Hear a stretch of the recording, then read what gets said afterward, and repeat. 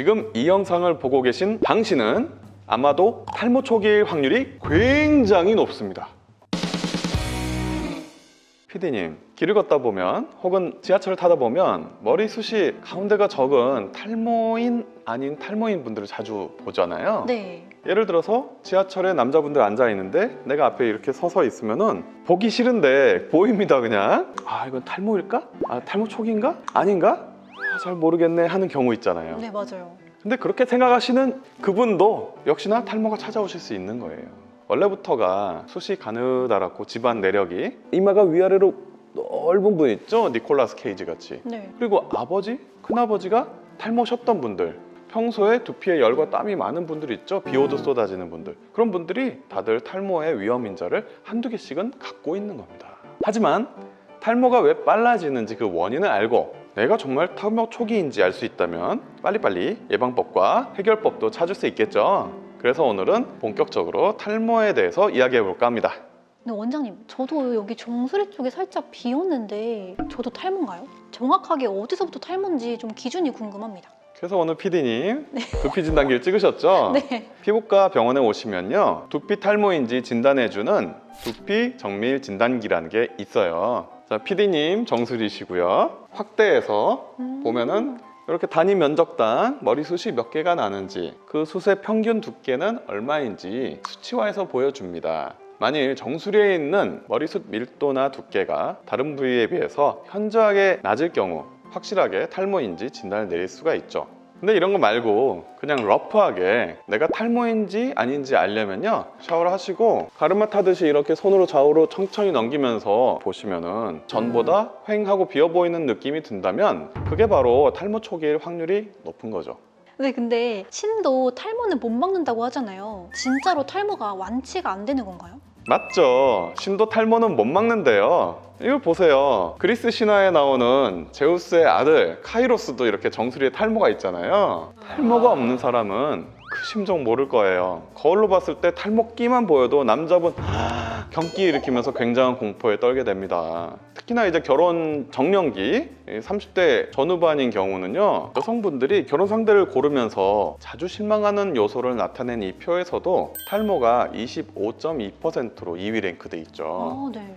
그래서 요새는요, 예전이랑 다르게 20대고 탈모가 거의 없는데도 불구하고 아버지가 탈모라고 미리 예방해야 되겠다면서 약 처방 먹으러 오시는 분들 많이 만나보게 돼요. 그러면 탈모가 계속 심해지면 여태까지는 모발이식, 그러니까 수술적인 방법만이 해결 방법이라고 여겨왔는데 요새는 그렇지 않아요. 일반 모발이식 수술을 하게 딱 되면 탈모 고민에서 완전히 해방 아니냐라고 생각하시는데, 진짜 문제는 수술받은 이유가 진짜 끝이 없는 탈모 관리의 시작이라는 겁니다.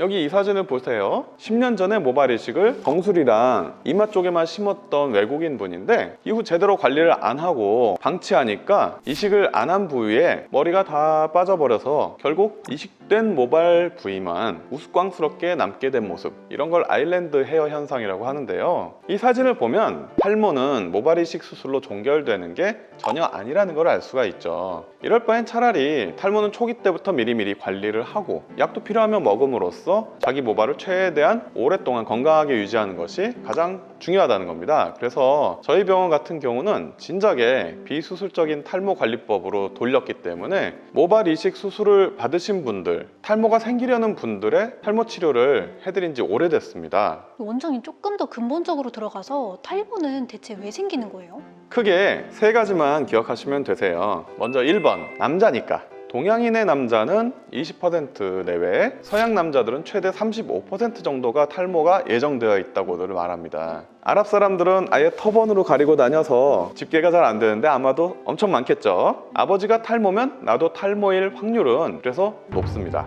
근데 할아버지도 탈모, 아버지도 탈모였기 때문에 난 이미 글렀어라고 생각하는 분들도 꽤 되는데요. 그런 분들이야말로 탈모가 없을 때부터 두피 진단기로 분석도 하고 금연도 하고 미리미리 대비하는 모습을 보여주셔야 됩니다.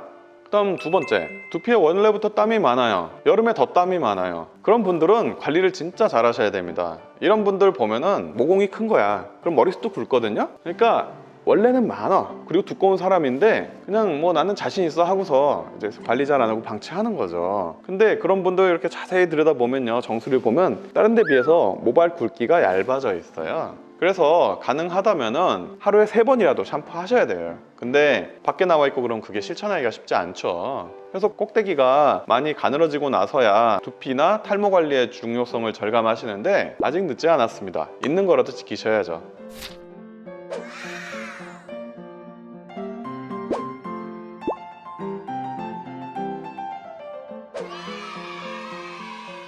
마지막 3번. 여성분들의 경우 유전적 요소는 거의 없지만은 보통 정신적 스트레스, 과도한 다이어트, 그리고 결혼해서 임신 출산하면서 앞머리 쪽이 손바닥 면적만큼 왕창 빠지는 경우가 정말 많고요. 6개월이 지나도 다 회복이 되지 않는 경우가 은근히 있습니다. 그런 분들 보면 앞니마 쪽에 위가 행하죠. 그리고 이제 M자 이마처럼 휑한 경우가 많습니다. 그리고 이제 하나 더 얘기 드리자면은 여자분들 이제 폐경이 되잖아요. 폐경이 되면 여성 호르몬이 안 나오니까 남자들 탈모처럼 정수리가 휑해져요. 제가 여러분들 만나보면은 폐경 이후 여성분들에게서 최고의 외모 고민은 눈, 코, 입, 피부가 아니라 탈모세요. 아, 진짜요? 그러면 탈모가 시작되기 전에 혹시 전조 증상 같은 게 있을까요? 예, 뭐 탈모는 나도 모르게 스르륵 되는 게 아니에요. 특정 이벤트가 있는 경우가 적지 않아요. 예를 들면 여성분 같은 경우는 임신과 출산, 뭐 과도한 다이어트, 연이은 밤샘 과로 근무, 그런 거 있을 때 머리가 왕창 빠지고 그게 회복이 덜 되면서 계단식으로 모발 상태가 덜컥덜컥 안 좋아지는 경우가 있고요. 또 이런 경우도 있어요. 원형 탈모 이렇게 땜빵이 생겼는데 좀 방치한 거야. 근데 반대편에도 하나 생겼어. 또 방치한 거야. 근데 이게 점점 커지고 개수 늘어나고 서로 퓨전되면서 번발성 탈모로 가는 경우도 있어요.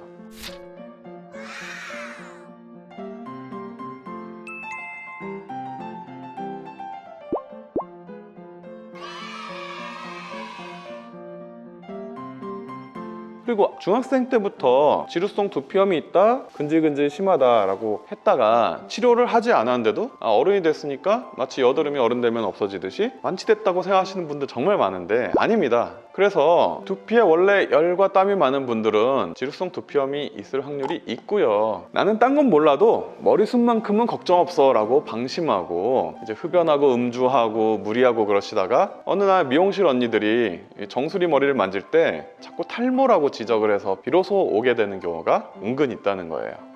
미용실 하니까 뜨끔하시는 분 계시죠? 전조 증상은 막 머리가 막 쑤시고 아프고 뭐 이렇게 나 빠져요 목소리 내는 그런 게 절대 아니고요. 제가 지금까지 말씀드렸던 내용들이 탈모 가능성이 높은 경우라고 생각하시면 돼요. 아니 세상에 탈모 때문에 아프거나 가려운 사람들이 어디 있어요? 흔히 우리 몸속의 간이 침묵의 장기라고 말씀들 하시잖아요. 근데 저는 피부과 의사로서 탈모야말로 침묵의 피부 질환이라고 생각합니다. 침묵의 피부 질환이라고 말씀하시니까 확실히 평소에 미리미리 예방하는 습관을 길러야 될 것 같아요. 그럼 마지막으로 이 영상을 보고 계실 시청자분들께 한 말씀 부탁드립니다. 여러분, 저는 탈모 걱정 없을 것 같죠? 근데 저도 몰래 약 먹습니다. 기본적인 거 챙겨 먹어야. 누구나 탈모에 고민해서 자유로울 순 없어요. 일단 한번 발생하면 뒤늦게 모발 이식 같은 거 알아보고 그렇게 되기 쉬운데 일단 금연부터 하시고요. 잦은 음주도 줄이셔야 됩니다. 열과 땀이 많이 나는 분들은요, 자주 샤워를 하시고 여름에는 가급적 맵고 뜨거운 걸 좀 덜 드세요. 무엇보다도 생활 속에 스트레스를 줄이셔야 됩니다. 참 이런 조언들이 말로는 쉬운데 참 실천은 되게 어렵거든요. 가장 좋은 방법이 있어요. 내가 정말 탈모인지 아닌지는 미용실 언니한테 들으셔도 좋은데 들으셨으면 직접 병원에 나와 오셔가지고 상담과 진단을 받으시는 게 제일 좋을 거예요. 혼자서 탈모 고민해봐야 변하는 건 없습니다. 이 영상에서 자신의 증상 또는 고민되는 부분을 댓글에 자세히 남겨주시면 답변 드리겠습니다. 지금까지 피부작가 닥터 심원석이었습니다. 감사합니다.